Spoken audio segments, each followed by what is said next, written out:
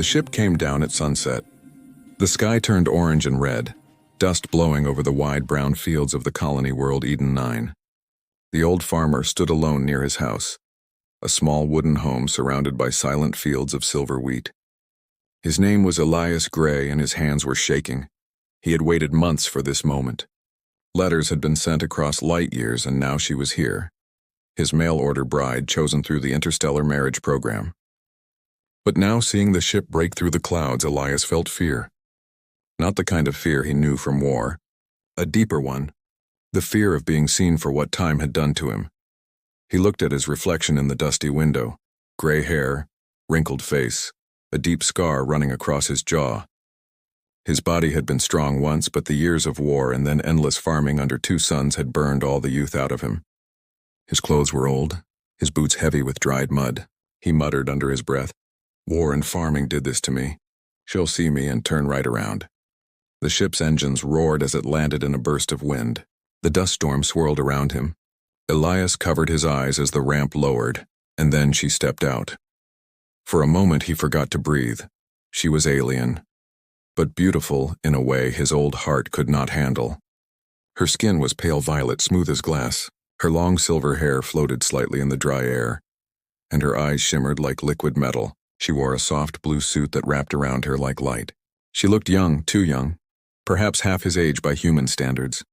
Every movement she made was graceful, like music made visible. Elias swallowed hard. "You must be Lyra?" She nodded once, her voice calm and musical. "Yes, I am Lyra. Are you Elias Gray, the one who wrote the letters?" He laughed nervously. I'm afraid so, though I looked a bit younger in those letters." She tilted her head, studying him with quiet curiosity. "You are older than I expected," she said gently. Not unkindly, just honest. Elias lowered his gaze, his voice rough. "I know, I'm sorry, miss. War and farming, they took the best years out of me. You deserved someone younger, stronger." Lyra blinked slowly, her silver eyes unreadable. "On my world," she said softly, "scars are marks of survival. They mean the person lived through what others could not." He didn't know what to say. No woman, human or alien, had spoken to him like that in years. She followed him into the small house. It smelled of oil, soil, and smoke from the old stove. He had cleaned for days, but the walls still held the scent of long seasons and loneliness. She looked around, touching the wooden table, the iron tools, the faded photos of soldiers in uniforms. One photo caught her attention. A younger Elias standing with a unit of men, each wearing the same mark on their jackets, the emblem of the Terran Defense Force. "You were a warrior," she said. Elias shrugged. "Once, long ago. Now I'm just a farmer. War's over, but the land fights back too. In its own way." Lyra smiled faintly. "You speak like a poet." He laughed awkwardly, rubbing the back of his neck. "Just a tired old man trying to keep things growing." He served her tea, his hands trembling so much he nearly spilled it. She noticed but said nothing. She watched him carefully, her gaze calm and deep. Every small movement he made fascinated her. The way he wiped his hands before handing her a cup, the way his shoulders slumped under invisible weight, the way his eyes softened when he looked out the window toward the fields. When she finally spoke again, her tone was strange. Soft, thoughtful. "Why did you ask for a wife from another world?"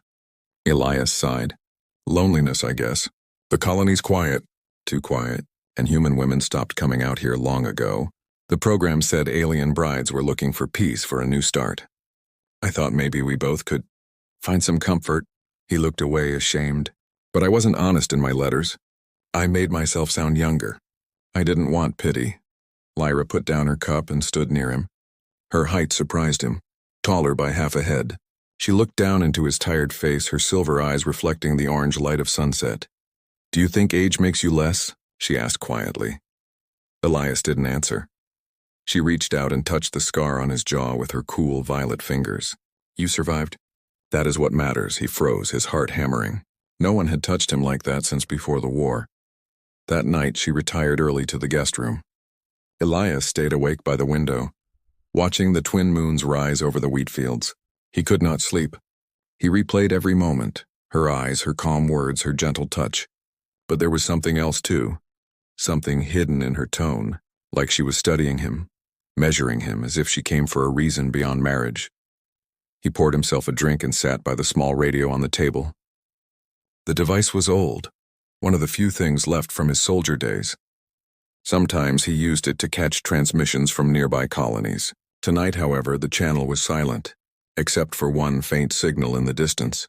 Unidentified activity. Sector 9. The voice crackled, faded, then died. He turned it off. The fields outside were silent again, swaying under the cold light of the moons. But as the night deepened, Elias heard something, faint like footsteps on soil. He grabbed the lamp and stepped outside. The wind blew through the crops.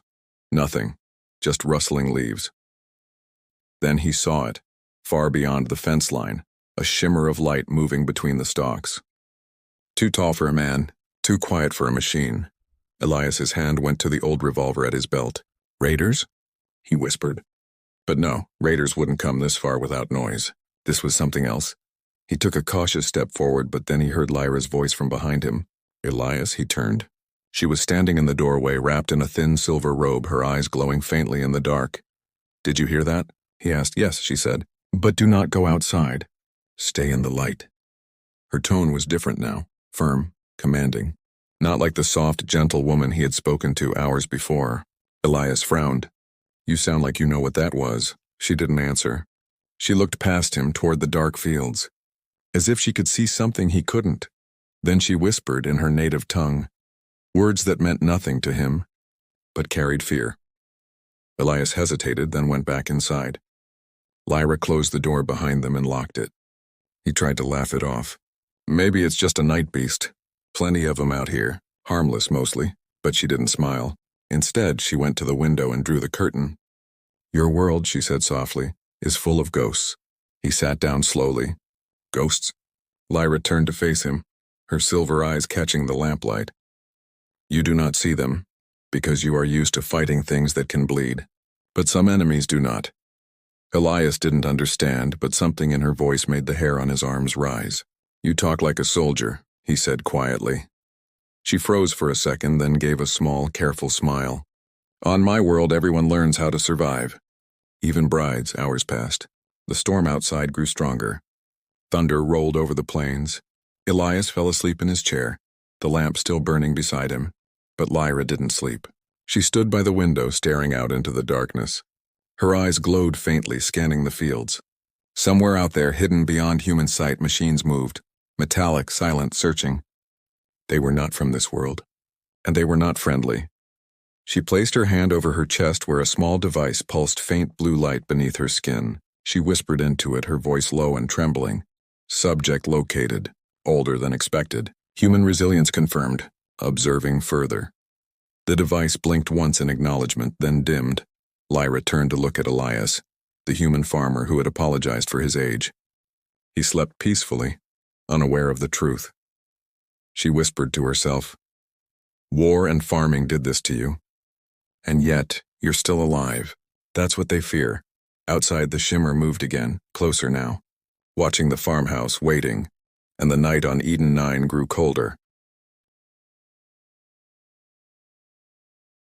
When dawn came, the red sun rose slow over the fields of silver wheat.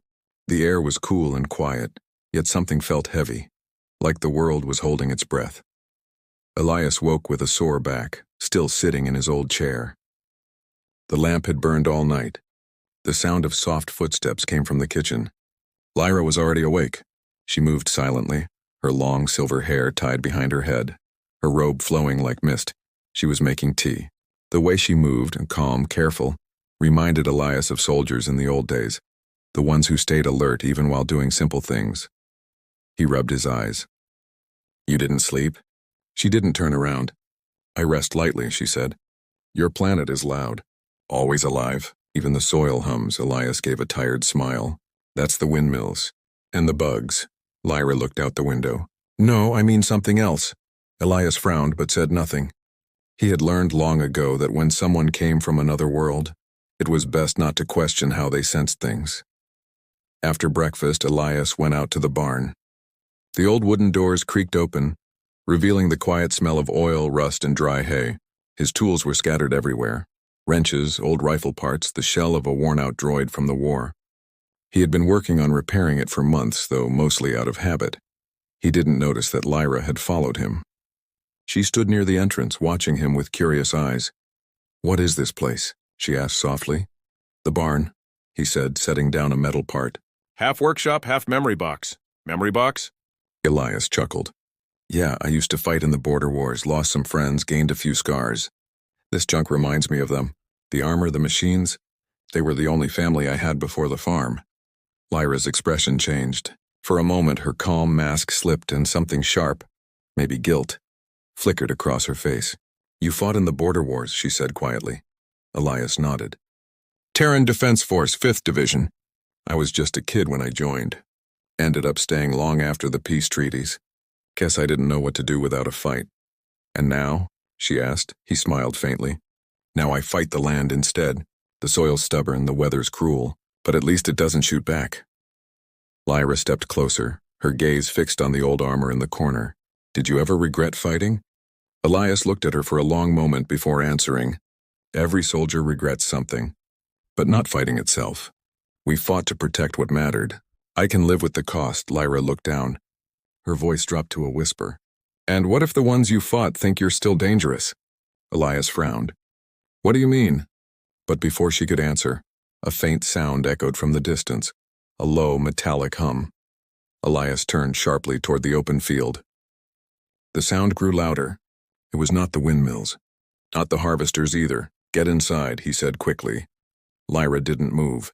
She was staring at the horizon, her silver eyes narrowing. "It's them." "Them?" Elias repeated. Then he saw it, a dark shape gliding low over the wheat fields. Small, fast, and gleaming under the morning light. A drone, but not one of his. The markings were alien, curved, glowing, not human-made. It circled the farmhouse once, scanning. Elias grabbed his rifle from the wall and cocked it. "Stay down." Lyra didn't flinch. She raised her hand slightly, and for a brief moment her wrist glowed with blue light. A signal, one Elias didn't understand. The drone's light blinked red, then it sped away, vanishing beyond the hills. Elias lowered his gun slowly. "You knew it would come." Lyra didn't answer. He stepped closer. "You said last night something was out there." "What's going on, Lyra?" Her calm face finally cracked. "You deserve the truth," she whispered. "I wasn't sent only as a bride." Elias's stomach dropped. "What do you mean?" "I was sent to observe," she said. "To study you, humans. My leaders fear you. Fear what you can become even when you're weak, even when you're old." Elias stared at her, speechless. "They said the human mind is chaos," Lyra continued. "That your wars nearly destroyed entire sectors. But they also said your kind refuses to die. That even when you should fall, you rise again. They wanted to know why." Elias laughed once in a dry, humorless sound. "So I'm some kind of research project?" She looked away. "At first, yes. But I didn't know they'd send drones. They were supposed to observe from orbit." He took a step back, anger mixing with hurt. "You came here pretending to be my wife." "You lied," Lyra's voice broke. "I didn't lie about everything." Her eyes shimmered as if tears were forming. Not human tears, but tiny silver drops that evaporated before hitting the ground. "I read your letters," she said softly. "You wrote about pain, about surviving without hope. I thought, maybe if I met you I could understand why your people endure so much. But when I saw you, when I saw what war and farming had done, I realized something my leaders never understood." Elias frowned, still trying to control his anger. "And what's that?" "That strength and kindness can live in the same heart," she whispered. "You don't fight because you love war. You fight because you love peace." Elias turned away, gripping his rifle tight. "Words won't change what you did. You spied on me." "I'm sorry," she said, "but I think it's too late to fix anything. They found us. They think you're dangerous again." That afternoon, the quiet colony wasn't quiet anymore. The sky darkened as 3 more ships appeared, black against the light. They weren't human. Their engines made a deep rumble like thunder. Elias ran out to the field. "Raiders?" he shouted. Lyra's voice was firm now, the voice of a soldier, not a bride. "Not raiders, my people. They're here to capture you." Elias froze. "Capture me? Why?" "They think you are the last of your division, the one who ended the war by destroying the scar in front." Elias spat on the ground. "That was 30 years ago. I barely made it out alive." Lyra shook her head. "They don't believe that." To them, humans don't age. They think you can rise again at any moment. The ships descended fast. Dust blew in every direction. Elias looked at her. Then you better get inside. You're one of them, they'll take you too. But Lyra didn't move. I'm not going with them. What? I came here to learn. Now I've learned enough to choose. And I choose you. Elias blinked. You're crazy, Lyra smiled faintly. Maybe I learned that from humans. The ships landed near the wheat fields. Figures stepped out, armored, tall, carrying plasma rifles. Their leader shouted in Lyra's language. Lyra called back, defiant. The soldiers aimed their weapons. Elias raised his old rifle.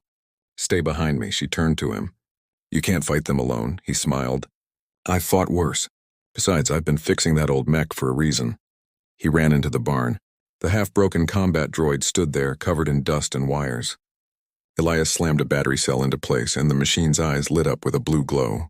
It groaned to life, ancient but ready. Lyra followed him, taking cover behind the door. You can control that? Not control, Elias said. Command! The first shot hit the barn's roof.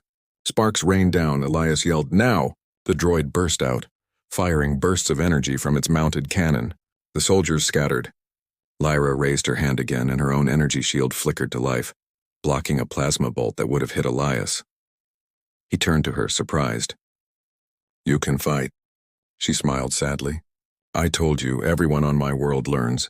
The battle was short but fierce. When the smoke cleared, 2 alien soldiers were down and the rest retreated toward their ships. Elias leaned on his rifle, breathing hard. Guess the old man still got it. Lyra looked at him with awe. You shouldn't have survived that. He laughed weakly. That's what everyone says about humans. As the ships lifted off, a message came through on Lyra's communicator. A cold mechanical voice spoke in her language. Mission compromised. Target classified as threat level red. Orbital strike authorized. Lyra's face went pale. They're going to destroy this whole area. We have to leave. Elias straightened his back. No, this is my land. I fought for it once, I'll fight for it again. Lyra grabbed his arm, tears glimmering. If you stay, you'll die. Elias looked out at the field, the same land he had farmed, bled, and lived on for half his life. Then I'll die standing. That's how humans do it. He turned toward the barn, checking his gear. Lyra stared at him, her heart torn between fear and respect. For the first time, she saw what her leaders truly feared. Not his weapons, not his strength, but the quiet, unstoppable spirit that refused to surrender. That night, the sky above Eden 9 burned red with incoming light. The war wasn't over after all. And this time, an old farmer, one with rough hands and a tired heart, was going to remind the galaxy what it meant to be human.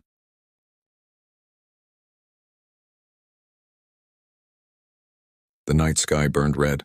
From the horizon, 3 streaks of fire cut through the clouds, heading straight for the farm. The old radar tower near the hills started to scream with warning beeps. Lyra stood by the window, her eyes wide. They launched the strike, she whispered. Elias was already outside, strapping on the last pieces of his rusted armor. His hands were steady now, calmer than hers.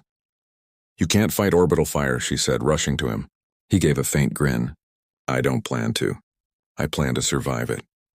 He walked to the barn where the old combat droid still stood, dented but alive.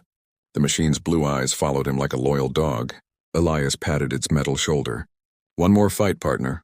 Then we rest. Lyra stepped beside him. You will die if you stay. Maybe, Elias said, but I won't run. This land is mine. I planted every seed here with these hands. If they burn it, they'll burn me too. That's fine by me. Lyra stared at him. She had seen many warriors, many soldiers, but none like this. A man who didn't fight for glory, but for the dirt beneath his feet. For home, she whispered. Humans. You never stop, he smiled faintly. That's the secret, isn't it? Minutes later, the sky split open. The first missile hit the ridge beyond the fields, shaking the ground. The second hit closer, lighting the air in orange and smoke. Elias and Lyra took shelter behind the droid as flames rolled across the wheat. Shields, Elias shouted. Lyra raised her glowing hands, projecting a silver dome of light that shimmered over them. The blast hit, and the shield cracked like glass but held. Elias coughed, choking on the dust. You still with me? Lyra nodded, her face pale but steady. Yes, but I cannot hold the field much longer. He looked around. The fields were on fire, the air filled with smoke, but the house, his old wooden house, and was still standing. He ran toward it, shouting over the roar. "Inside now!" They dashed through falling ash. Inside the house, Elias moved fast. He lifted a trap door under the floorboards, revealing a hidden bunker, one built long ago when raids were common. He climbed down first, then helped Lyra inside. "Your people will think they killed us," he said. "Let them think that." Lyra looked at him in the dim light. "And then what?" Elias stared up at the ceiling as another explosion shook the ground. "Then we remind them what they woke up." Hours passed before the fire above them finally died down. When they came out, the sky was black and full of smoke. The wheat fields were gone, burned to ash. Lyra's heart ached. "It's all destroyed." Elias looked at the ground, his jaw tight. "The land can heal. It always does. But I'm not done yet." He walked to the barn, or what was left of it. The combat droid was half buried in rubble, sparks flickering from its chest. Elias knelt beside it. "Stay with me, old boy." The droid's voice was faint, metallic. "Command." "Online," Elias grinned. "Good, we've got work to do." Lyra crouched beside him. "What are you planning?" He looked up at her. "They'll send ground troops next. They think we're dead. That's our chance." Lyra shook her head. "You can't fight an army alone." Elias smiled. "I won't be alone. You're here, aren't you?" She met his eyes, the old, tired human eyes full of stubborn fire, and she couldn't look away. Slowly she nodded. "Then we fight together." By dawn, the horizon was filled with the sound of engines, dropships, hundreds of them. Lyra and Elias had turned the ruins into a trap. The droid stood in the center of the burned field, motionless, pretending to be dead. Beneath the ground, Elias had rerouted the farm's irrigation system into pressure pipes, old but strong. "Once they step in range," he said, "we light them up." Lyra stood beside him, her hands glowing. "Your plan is madness," he chuckled. "Good. That means it might work." The ships landed. Dozens of armored soldiers stepped out, scanning for survivors. The leader raised a hand. "No life signs detected," Elias whispered. "Now."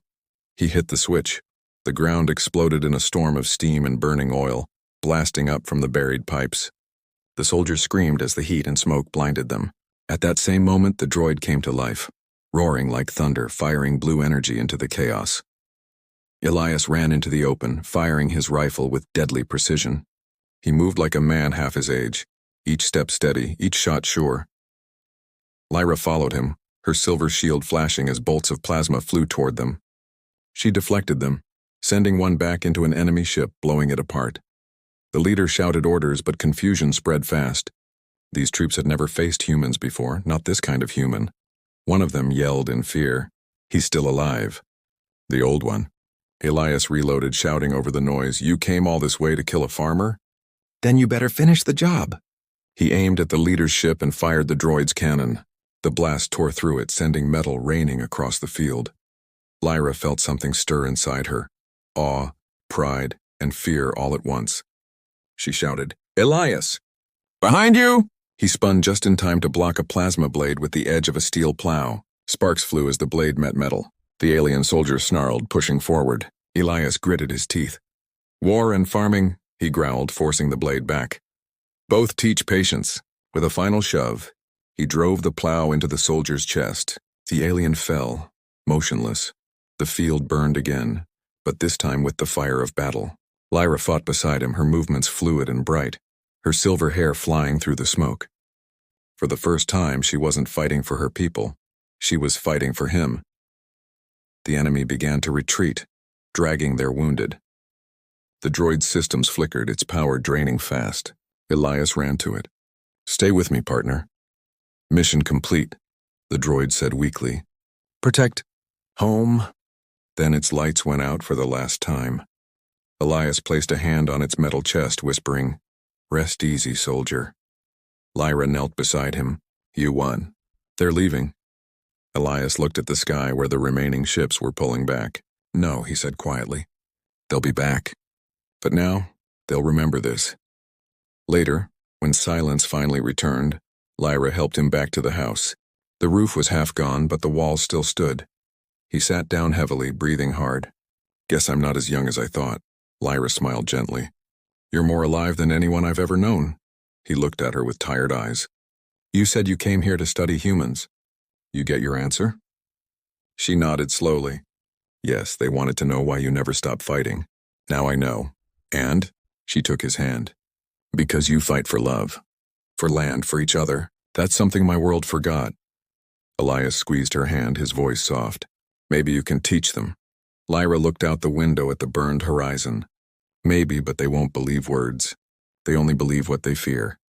Elias chuckled weakly. Then let him fear the farmer. Days later, a transmission spread across the network of alien worlds. It was short, only 30 seconds, but it changed everything.